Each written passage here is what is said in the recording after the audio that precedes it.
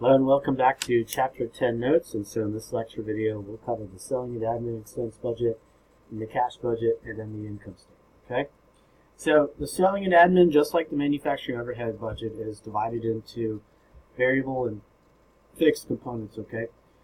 The variable portion is going to be equal is the variable cost per unit. So rather than like what we had with manufacturing overhead, where we had the variable portion was per direct labor dollar, which was because we applied overhead on the basis of direct labor dollar. In this case, we're saying our variable portion of our selling and admin expenses is based upon the units sold. And so one way to think about that is to think about that commissions is an example of selling and admin expenses. And so commissions would be a variable cost, and we would pay commissions to salespeople based upon how much they sell. Okay? So it says right over here, our variable and selling and admin expenses are 50 cents per unit, and fixed is $70,000. And just like what we had before with manufacturing overhead, we do have $10,000 in depreciation. So let me go ahead and complete this. So our budgeted sales in units, and we look back at the sales budget, and then we had 20,000 in April, we had 50,000 in May, we had 30,000 in June, for the total of 100,000 units. And on the prior page, it gave us our variable selling and admin per unit, 0.5. This gives us our 10,000, and then our 25,000 here, and then our 15,000 here, and then we can add across to get our 50,000. Our fixed was 70,000. Then, of course, for the total, we get 210. And then we can add these. You get the 85, get 95, 85, and then we get 80. And then we have our 260. Then we subtract out our depreciation, which is 10,000 a month. And we get our 70,000, right? We get our 85,000, our 75,000, and then our 230 right over here, right? So this one is pretty similar to the manufacturing overhead budget. The next one that I want to talk about is the capital acquisitions budget. So with capital acquisitions, right, we're talking about capital budgeting decisions. So a capital budgeting decision would be the purchase of an asset that would span multiple accounting periods. So think big dollars, long-term assets. That's what we're talking about with capital acquisitions. Buying posted notes would not be considered a capital acquisition. Buying a new piece of machinery or a building or land, those would be examples of capital acquisitions. Okay, and so in the case of like what we're dealing with here, we're going to include capital acquisitions in the cash budget, which we'll discuss on the next page. Some companies could have their own capital acquisitions budget. That'd be fine. But again, for the situation, for the example that we're working with, we just include the capital acquisitions straight into the cash budget. Okay. So we say over here a few assumptions about the cash budget. We do have a line of credit that allows us to borrow up to $75,000. Per the assumptions of the problem, all borrowing occurs at the beginning of the month, and all repayments occur at the end of the month. Okay. Any interest incurred during the second quarter will be paid at the end of the quarter. The interest rate is 16% per year. Rail company wants to have a cash balance of at least $30,000 at the end of each month. And what this also means is that if they don't have $30,000 at the end of the month, they're going to borrow from their line of credit in order to make sure that they do have $30,000. Okay. We did pay cash dividends of $51,000, and then here are the capital acquisitions that I was talking about. Purchased some equipment of $143,700 in May, and $48,800 for June. Okay. The equipment will be installed and tested in the second quarter, but will not become operational, and that's when we'll start recording depreciation. Okay. Which will be in the third quarter, so we don't need to include any extra depreciation. Okay. We look over here at our cash budget. It said on the prior page that we did have a beginning cash balance $40,000, so that's given to us. And then it says right over here, add receipts, cash collections.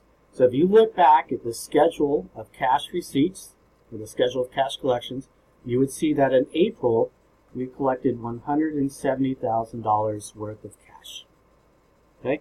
And then for May, we collected $400,000. And then in June, we collected $335,000, and that gives us the total of our $905. Right? So our total cash available right over here is equal to $210.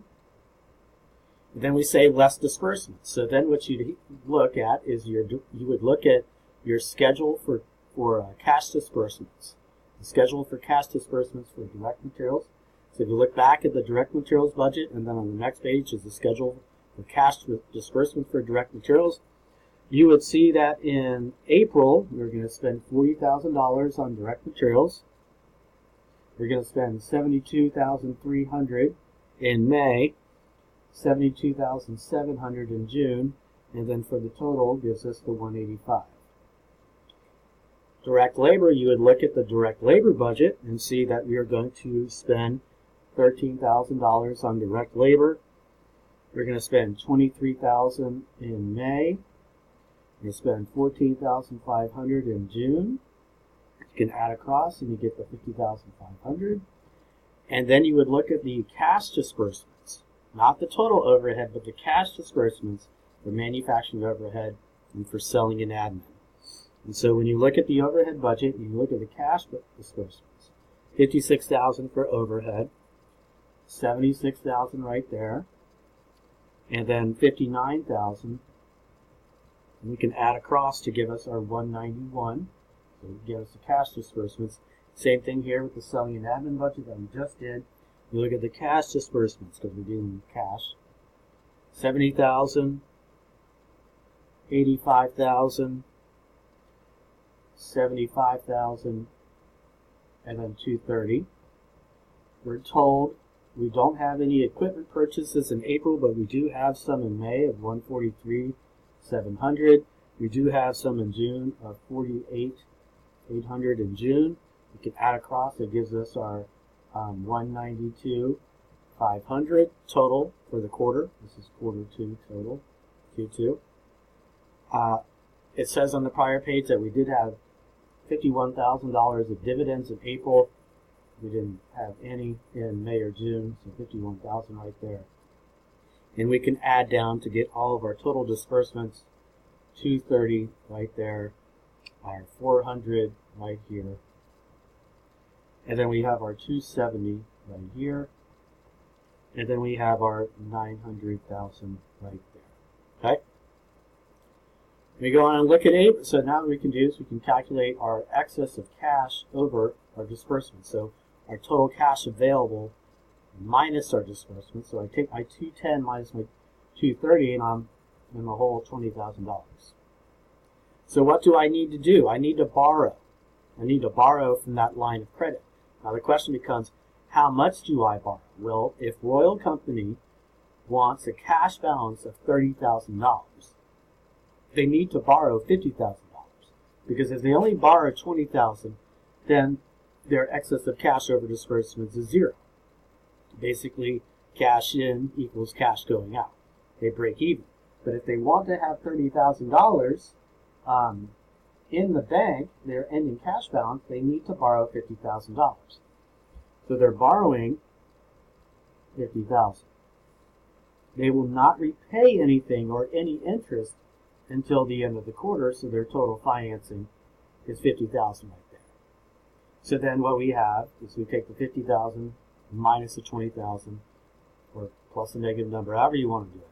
You borrowed $50,000 and you owed $20,000, which gives you $30,000 left over. Okay, you didn't owe $20,000; you owed $20,000 in the hole. So that gives you the $30,000 left over. Okay.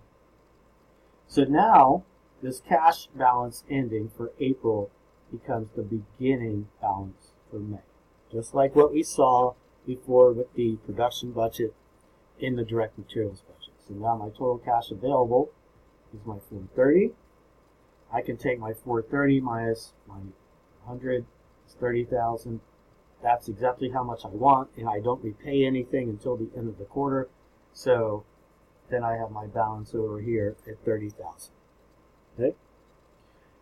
The ending for May becomes beginning for June. I have my 30,000 up here. This gives me my 365. I take my 365 minus my 270. This gives me 95,000. But per the assumptions of the problem, which are on the prior page, I have to pay back the loan. So I'm going to pay back my $50,000 right over here. And then I also have to pay back interest. Now it says in the prior page that the line of credit has an interest rate of 16% per year. Now that's per year though. We only have this for 3 months. So what we actually have to do is we're going to take the principal, which is the amount of the loan, times the yearly interest rate, times the fraction of the year for which you had the loan. 3 out of the 12 months. So principal times yearly interest rate times the fraction of the year for which you have the loan, which in this case is 3 out of 12 months, gives us $2,000.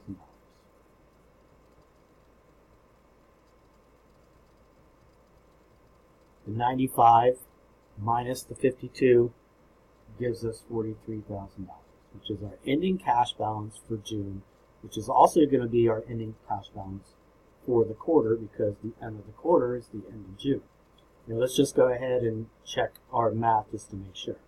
They say over here, quarter 2, beginning cash was our 40,000, right? So beginning cash at the beginning of the quarter gives us total cash of 945. Subtract it from our total disbursements gives us 45,000. Remember, we borrowed 50,000, we repaid 50,000, and then we had to pay $2,000 in interest.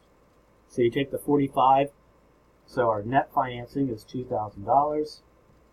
45 minus the 2,000 gives us the 43. If you want to put these in parentheses, you can, just to show it's a cash outflow. It's up to you. Just remember, you're just subtracting, you're treating the number as a positive number when you're subtracting, okay? So it's not 45 minus a negative 50. It's just these two cancel out. There's 45 minus the 2,000 gives you the 43, okay? I'm going to go on now and talk about the budgeted income statement.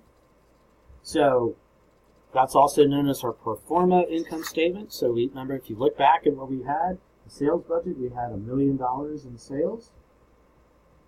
And we can calculate our cost of goods sold. Remember, we're going to sell 100,000 units, and our cost for each unit sold is $5. This is I got from the ending inventory budget. This I got from the sales budget. So I'll say sales, and I'll say ending inventory. And we calculated the unit cost. Cost of goods sold, 500,000, gives us our gross margin of 500,000. Less our selling and admin expenses. So if you look back at our selling and admin expenses, you would see that we had $260,000 worth. But we also have to add bad debts expense. So remember what we had, bad debts, I'll write that down here. We had bad debts expense. That's another selling and admin expense that we have to include here. It was not included in that budget, but we do need to include it here. Okay? So remember, we had our $1 million.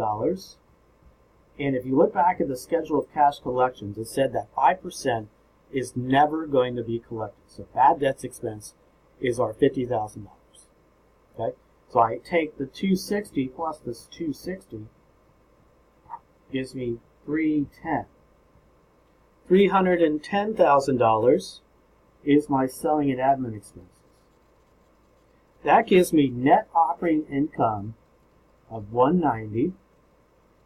And then I subtract out my interest expense, which is my $2,000 that we just calculated on the cash budget. That gives me net income of $188. And so we're not dealing with taxes in this situation. We haven't shown any taxes here. This company is tax exempt, but we're doing that just for the sake of learning. Okay, of course, the company would pay taxes. And so in this case, we just don't have any, but we take minus our interest expense, which we got from the cash budget. That gives us our net income. Okay? Next lecture videos will start off with the budget balance sheet. Thanks. Bye.